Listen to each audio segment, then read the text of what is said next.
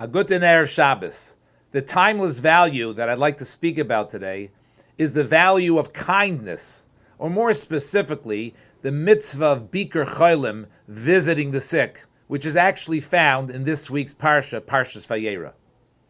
There's an interesting question that the halachic authorities address, and that is, does one fulfill the mitzvah of Bikkur Cholim by calling the sick person on the phone, or do you actually have to visit him in person?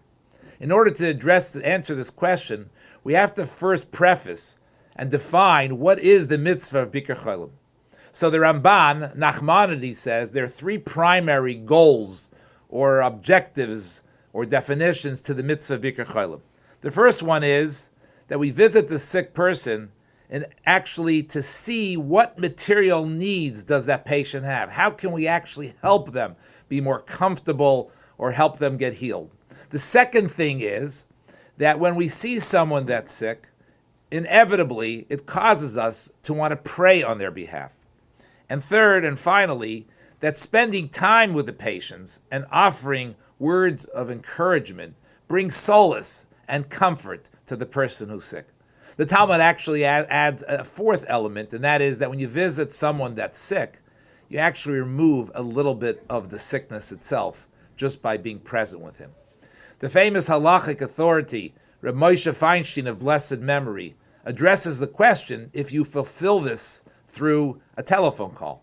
And he says elements of it can be fulfilled through a telephone call, but ultimately the true fulfillment of the mitzvah is appearing in person, seeing with your own eyes how the person is feeling, and actually engaging in conversation with the person and sharing in person words of encouragement. There's a fascinating piece written by the Minchas Yitzchak in 1956.